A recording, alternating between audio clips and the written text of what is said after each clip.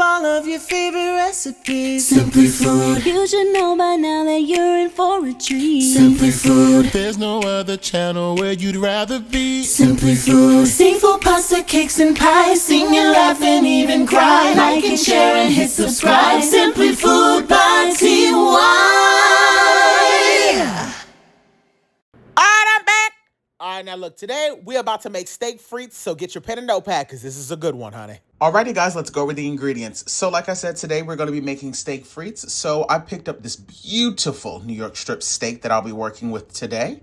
To make our, chimichurri-esque sauce, I have some Italian parsley. I have some Thai chilies, cilantro. We're also going to need rosemary, garlic, and chives. I'm going to be frying my fries in duck fat. I have 3 large russet potatoes, and then, of course, some Kerrygold butter. As far as the spices are concerned, we're going to keep it really, really simple, and we're just going to do salt and some coarse ground black pepper. You see that? You see that? You see that? Don't ask me for the damn ingredient list. Come on, child. Alrighty, you guys. So like I said, I'm going to be working with the New York strip steak. Now, anytime I'm making steak frites, I like to do this particular step just because to me it kind of helps elevate the flavor of the steak. And I just call it like a quick little dry aging process, meaning I'm about to cover this with some salt, a nice amount on both sides, on all sides. We won't be having no cross-contamination around here, so I poured some of that salt into a little separate bowl so I don't put my gloves, back into my actual dish. But I'm gonna cover this up completely with some coarse kosher salt. Make sure that all surfaces are completely coated. And I'm now going to place this in the fridge for 1 hour uncovered. Of course, give your potatoes a good wash down and also go on ahead and peel them. Okay, so I have 2 potatoes here, baby. Let me tell you something. One of those potatoes I cut open and I was not feeling the way she looked, so I threw her in the trash. I don't know about you, but in today's day and age, we cannot be playing around with no rotten vegetables because people getting too sick and ain't nobody got time for that. Now, you can cut your fries as thick or as thin as you would like. I'm going to be cutting mine relatively thin. As long as they're uniform in size, it doesn't really matter. It's really up to you. If you want them to be thick, that's completely up to you. This is about how thick I would like for mine to be. I'm now going to place these in a bowl full of ice cold water. All right, so now that I have my fries nice and sliced up, I'm actually going to wash these off about 2 or 3 times just until I can see the water is just about starting to run clear. And then I'm going to also place these in the refrigerator for 1 hour as well. Alrighty, so now I'm going to start to work on my Thai chili pepper chimichurri sauce. The first thing you want to do, of course, is make sure that you wash off all of your greens, and then I'm going to remove them from the stems. I do not want the stems in this, so let me go on ahead and remove all of the stems, and then we'll come back, and then we'll give it a rough chop. All right, so I have my cilantro, I have my parsley, and I have my Thai chili peppers. Of course, you do not have to add in 3. And to be quite frank, because of the size that I'm making today, I'm probably only going to use 2 of those bad boys because these are pretty spicy. I'm now just going to break these down into a small mince. Add your parsley to the bowl. And there are no specific measurements to this. I would just say add an equal parts cilantro and parsley. Add that to the bowl. And for the Thai chilies, I'm also going to mince these down nice and small as well. Of course, not using the green stem. And go on ahead and add in your Thai chilies. And as you can see, I've definitely left all the seeds in this, so this is going to have a nice little kick to it. You can add whatever type of oil you would like. I'm going to be adding in some avocado oil today, and I'm going to add in just enough so that I come up with, like that chimichurri consistency. I'm going to add in a small pinch of black pepper, a small pinch of coarse kosher salt. Give this a good mix. And literally, it's all done. It's just that simple. And this not only is fantastic on steak, this is great on seafood, shrimp, fish. I mean, it's fantastic on a lot of different things.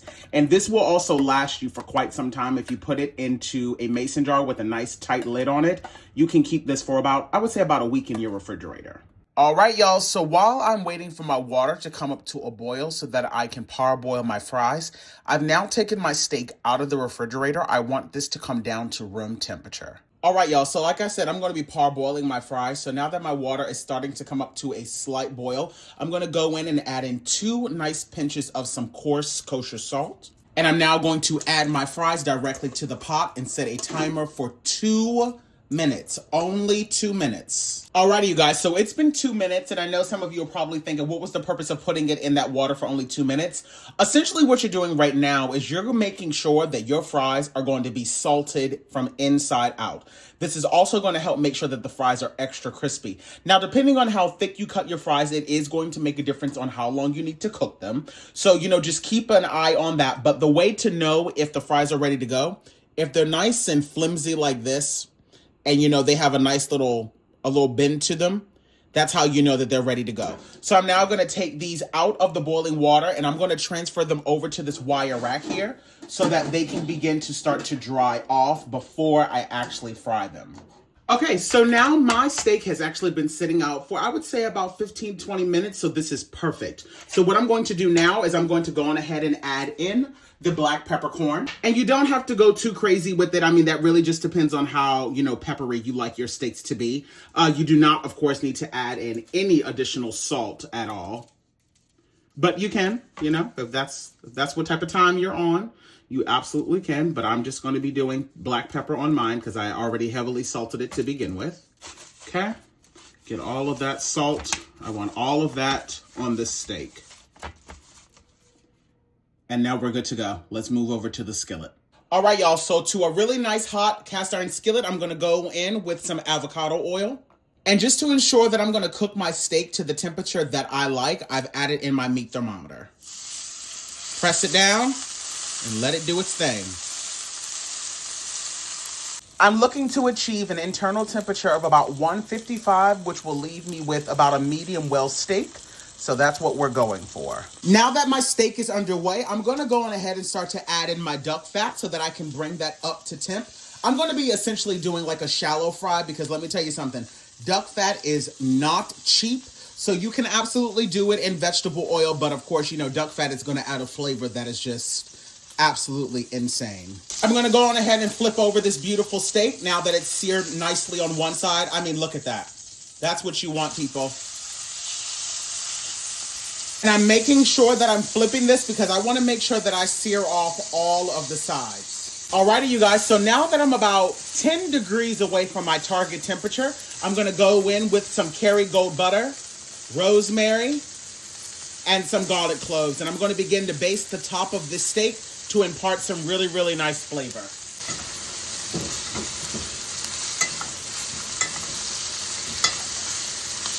My steak is looking absolutely beautiful and it is absolutely done. So I'm now going to transfer this over to a pan and I'm going to allow this to rest for about 10 minutes. And of course, I'm going to lay that beautiful rosemary right on top.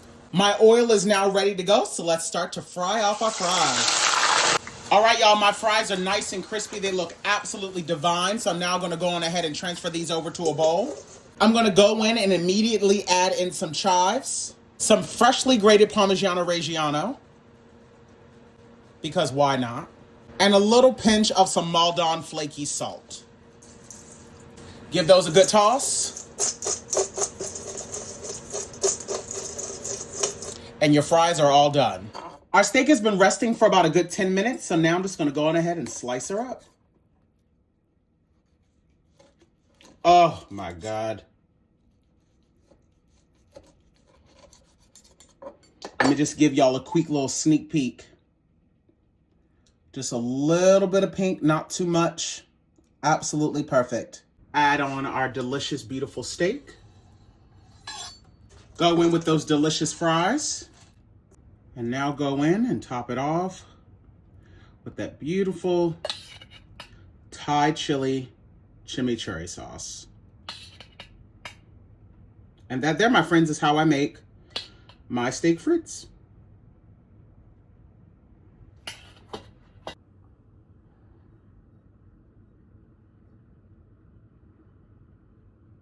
Let's go in for a taste test.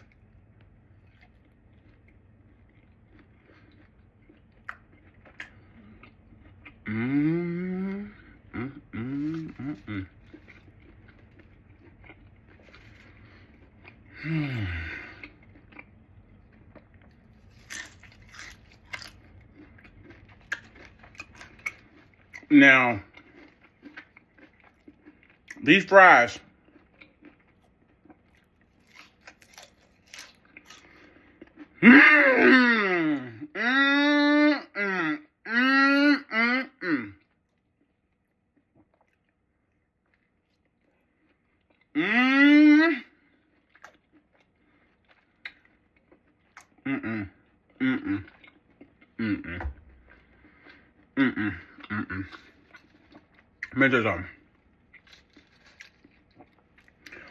This meal right here is a flex. Duck fat fries are just, oh my God. They're just so superior. I tell you, this is some superior shit.